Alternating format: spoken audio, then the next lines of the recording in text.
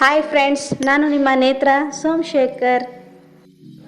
ನಾವು ಇವತ್ತು ಶಿವಮೊಗ್ಗದಿಂದ ಕೇವಲ 40 ಕಿಲೋಮೀಟರ್ ದೂರದಲ್ಲಿರೋ ಕರಡಿಕಲ್ಲು ಕ್ಷೇತ್ರಕ್ಕೆ ಬಂದಿದ್ದೀವಿ.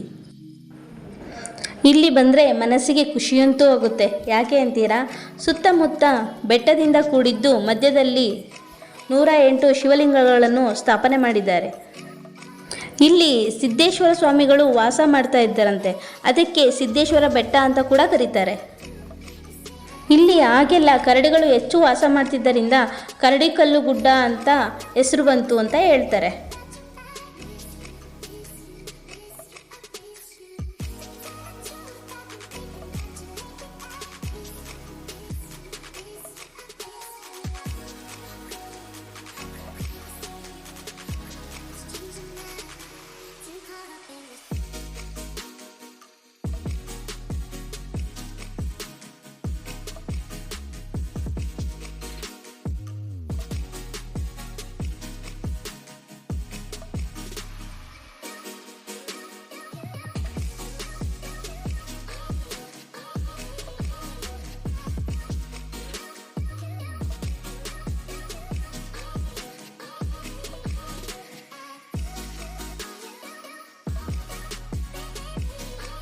ಇಲ್ಲಿನ ವಿಶೇಷ ಏನು ಅಂದರೆ 108 ಶಿವಲಿಂಗಗಳನ್ನು ಸ್ಥಾಪನೆ ಮಾಡಿದ್ದಾರೆ.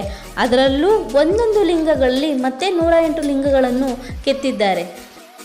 ಪ್ರತಿಯೊಂದು ಶಿವಲಿಂಗದ ಕೆಳಗೂ ಶಿವನ ಒಂದೊಂದು ಹೆಸರನ್ನು ನೋಡಬಹುದು.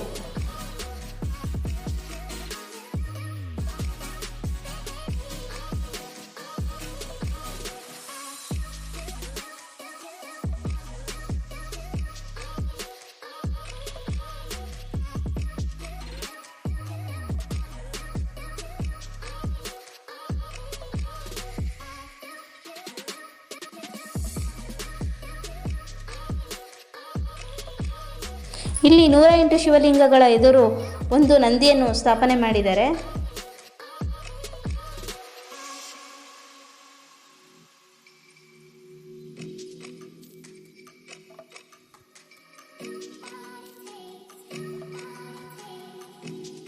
ಇಲ್ಲಿ ಸಿದ್ದೇಶ್ವರ ಸ್ವಾಮಿ ಬಂಡೆಯಲ್ಲಿ ಒಡೆದು ಮೂಡಿರೋದು ಅಂತ ಹೇಳ್ತಾರೆ.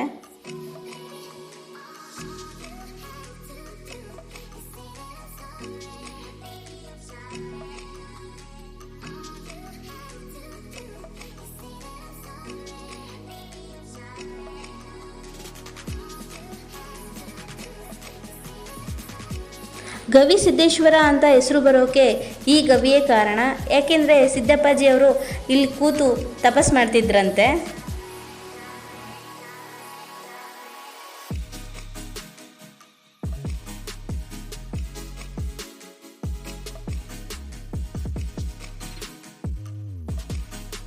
ಇದು ಸಿದ್ದಪ್ಪಾಜಿಯವರ ಸಮಾಧಿ ಇರೋ ಜಾಗ. ಈ ಪಕ್ಕದಲ್ಲಿ ಫಂಕ್ಷನ್ ಹಾಲ್ ಕೂಡ ಇದೆ. ಅಲ್ಲಿ ಫಂಕ್ಷನ್ ಆಗ್ತಿದ್ರಿಂದ ನೋಡಿ ಹಾಗೆ ಬಂದ್ವಿ, ವಿಡಿಯೋ ಮಾಡಲಿಲ್ಲ. ವಿಡಿಯೋ ಇಷ್ಟ ಆದರೆ ಲೈಕ್ ಮಾಡಿ, ಶೇರ್ ಮಾಡಿ, ತಪ್ಪದೇ ನಮ್ಮ ಯೂಟ್ಯೂಬ್ ಚಾನಲ್ನ ಸಬ್ಸ್ಕ್ರೈಬ್ ಮಾಡಿ ಪ್ಲೀಸ್.